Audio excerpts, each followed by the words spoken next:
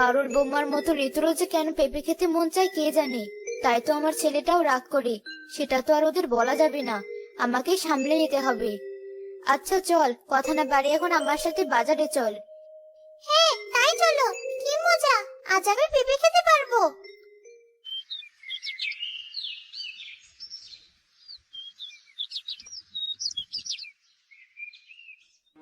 দাদু ভাই, এই ভর দুপুরে আমাদের এই পুকুর পাড় দিয়ে আসা ঠিক হয়নি। এখানে যে একটা বড় পেঁপে গাছ আছে সেটা ভালো নয়। কোথায় দাদিমা? আমি তো পেঁপে গাছ দেখতে পাচ্ছি না। এই যে এদিকে তাকিয়ে দেখ, কত বড় পেঁপে গাছ। এত বড় পেঁপে গাছ, এখানেই তো আমরা পেঁপে পেয়ে যাব। তাহলে বাজার থেকে আর পেঁপে কিনতে হবে না। চলো গাছের নিচে গিয়ে দেখি একবার। তোর মাথা আছে নাকি গেছে ঋতু? তুই কি কিছুই বুঝিস না? এত বড় পেঁপে গাছ, এটা কোনো সাধারণ গাছ না। এই গাছে একটা পেতনি থাকে, এখানে এভাবে বেশিক্ষণ থাকা উচিত না। চল তাড়াতাড়ি এখান থেকে। পেতনি আবার কি দাদিমা? আমি তো এখন ওদের কথা শুনিনি। আর তা দেখতে কেমন? আর এই গাছেই আছে নাকি? তাহলে দেখাও আমাকে, কোথায় সে? পেতনি মানে হলো ভূত, মেয়ে ভূত, খারাপ আত্মা। চল তাড়াতাড়ি এখান থেকে। এগুলো আমি বিশ্বাস করি না। এখন চলো তো আমার সাথে। কে এখানে?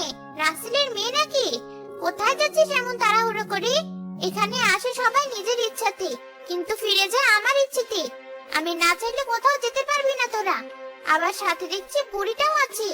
শুনেছি তোর নাকি আমার মতো পেঁপে খাওয়ার খুব ইচ্ছে হয়। আমার কাছে চলে আয়, তোকে আমি অনেক পেঁপে এনে দেব। তোর বাবার কাছ থেকে কোনোদিন পেঁপে খাওয়ার ইচ্ছে পূরণ করতে পারবি না। ঋতু, চল তাড়াতাড়ি এখান থেকে। বলেছিলাম এখানে আসার দরকার নেই। কে আছো? বাঁচাও আমাদের, এই পেতনি তো আজ আমাদের মেরেই ফেলবে। শাশুড়ি মা, আমাকে দেখে এমন ভয় পেলে চলবে? আমার হাতের পেঁপে রান্না খাবেন না? ছেড়ে দে পেতনি, আমাকে ছেড়ে দে বলছি। বাঁচাও, বাঁচাও, কে আছো? এই পেতনির হাত থেকে কেউ বাঁচাও আমাকে। এখন আমাকে পেতনি বললে হবে না শাশুড়ি মা। আমি যে আপনার আদরের বৌমা, ভুলে গেলে হবে আমাকে?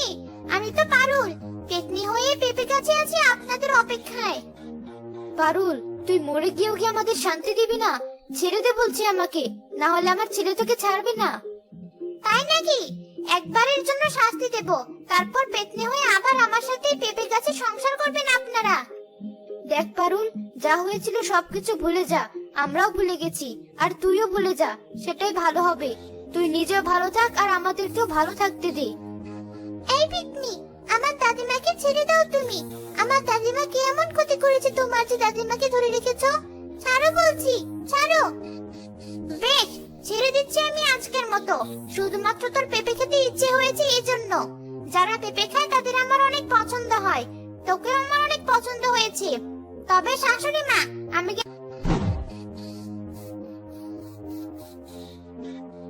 ঋতু, তোর বাবা আর তোর দাদিমা আমার সাথে যা করেছে তার কিছু আমি ভুলে যাইনি। মানে কি করেছে আমার বাবা? কি করেছে সেটা তোর দাদিমা তোকে বলবে। যা বাড়ি গিয়ে শোন, চলে যা এখন এখান থেকে। ওই মেয়েটাকে দেখে বড় মায়া লেগেছে আমার। আজ যদি আমি বেঁচে থাকতাম, আমারও এমন একটা সংসার থাকতো, আমারও এমন একটা মেয়ে থাকতো। কিন্তু ওরা আমাকে বাঁচতে দেয়নি। ছাড়বো না আমি ওদের কাউকে। দাদিমা, পেতনি কিসের কথা বললো? বাবা অনেক পছন্দ ছিল, তাই পারুল যাই রান্না করতো তাতে পেঁপে দিত। পাকা পেঁপেও খেত খুব, আর সব সময় পেঁপের জন্য বায়না করত। কিন্তু তোর বাবা খুব বিরক্ত হতো এতে। আজ কি রান্না করেছো পারুল? পেঁপের সাথে মাছের ঝোল। তোর বাবা এতে খুবই বিরক্ত হয়, আর সেদিন তোর বাবা বাজারের লোকের সাথে ঝামেলা করে এমনিতেই রেগেছিল। পারুলের ওপর আরো রাগ ওঠার সাথে সাথে পারুলকে রাগে গলা টিপে মেরে ফেলে। ও এখন আমাদের থেকে প্রতিশোধ নিতে চায়। আমাদের সবাইকে খুব সাবধানে থাকতে হবে। তুমি এসব কি বলছো দাদিমা? বাবা এমন একটা কাজ করলো আর তুমি কিছু বললে না? একটু পর তোর বাবা বুঝতে পারে সে রাগের মাথায় কি করেছে। তারপর আমি সেখানে এসে দেখি এমন। আর পারুল গরিব বাড়ির মেয়ে বলে আমারও তেমন ওকে পছন্দ ছিল না। তাই আমি তোর বাবাকে বলি এটা কাউকে বলার দরকার নেই, আর এই পেঁপে গাছের নিচে ওকে মাটি চাপা দেই। সবাইকে বলি পারুল বাপের বাড়িতে গিয়েছে একেবারে, আর ফিরবে না। আর ওর আপন বলে তেমন কেউ ছিল না বলে কেউ আর কোনো খোঁজও নেয়নি। ধীরে ধীরে সব ধামাচাপা পড়ে যায়। তারপর তোর বাবাকে আমি তোর মায়ের সাথে বিয়ে দিই। তোমরা কাজটা মোটেও ঠিক করনি দাদিমা। এবার তাহলে কি হবে? তোমাদের ভুলের জন্য আমাকে আর মাকেও হয়তো এর ফল ভোগ করতে হবে। তোমরা খুব বড় অন্যায় করেছো। হ্যাঁ, আমরাও জানি আমরা কত বড় পাপ করেছি, কিন্তু এখন আমাদের কি করার আছে? আর এই কথা পাঁচকান হলে তোর বাবাকে পুলিশে ধরে নিয়ে যাবে। ও আমার একমাত্র সন্তান, ওকে পুলিশ নিয়ে গেলে আমি বাঁচতে পারবো না। এখন তোমার এসব মনে হচ্ছে, কিন্তু যখন তোমরা এই পাপ করেছো তখন তোমাদের মনে হয়নি? আর পুলিশ জানলে শুধু বাবাকে না, তোমাকেও ধরে নিয়ে যাবে, কারণ তুমিও সমান অপরাধী। তুমিও বাবাকে সাহায্য করেছো। এখন এসব কথা বাদ দাও, আমার সব বোঝা হয়ে গেছে। তোমরা সবাই খুনি। তা আজ রাতে কি রান্না করেছো? তাড়াতাড়ি খেতে দাও দেখি।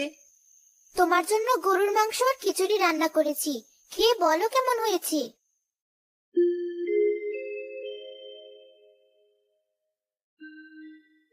আরে এসব কি দেখছি? কোথায় গরুর মাংস, কোথায় খিচুড়ি? এখানে তো শুধু সব পেঁপে রান্না। তুমি কি আমার সাথে মজা করছো? আমি মজা করতে যাব কেন? মা, আপনি কিছু বলুন। আমার মনে হচ্ছে এসব ওই পেতনির কাণ্ড, ও এসব করছে। মা, তুমিও কি পাগল হয়ে গেলে? কি সব বলছো?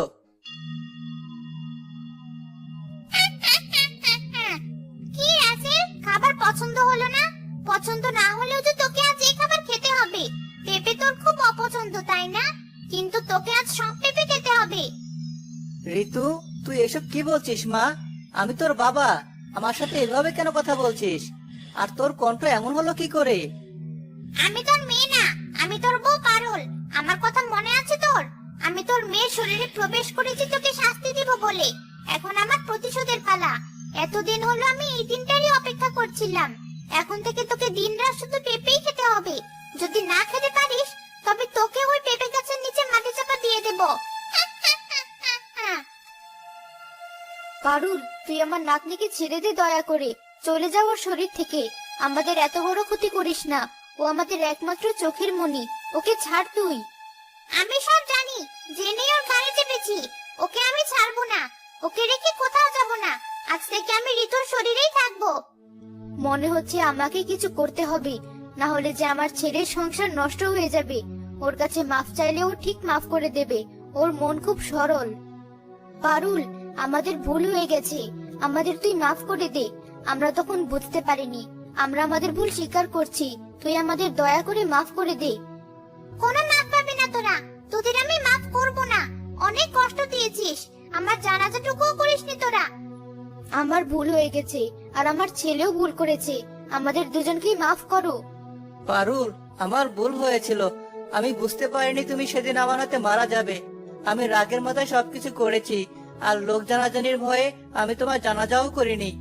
আমি আমার ভুল স্বীকার করছি, তুমি আমাকে ক্ষমা করে দাও। পারুল, আমি আর আমার মেয়ে তো তোমার কোনো ক্ষতি করিনি, তাহলে ওকে ছেড়ে দাও তুমি। আমাদের তো কোনো দোষ নেই, আর ওনারাও নিজের ভুল বুঝতে পেরেছেন। দয়া করে ক্ষমা করে দাও তাদের। রাসেল, তুমি আমার কাছে আগে মাফ চাইলে, আমার জানাজা করলে আমার আত্মা এতদিনে মুক্তি পেত। তাহলে এতদিন আমি পেতনি হয়ে ঘুরতাম না।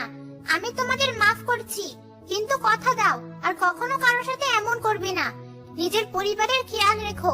আমি এখন তোমার মেয়ের শরীর থেকে চলে যাচ্ছি। তোমরা সবাই ভালো থেকো। রাসেল পারুলের কবরে জানাজার নামাজ পড়ে নিয়মিত তার জন্য দোয়া করে, আর পারুল তার পেতনি জীবন থেকে মুক্তি পায়।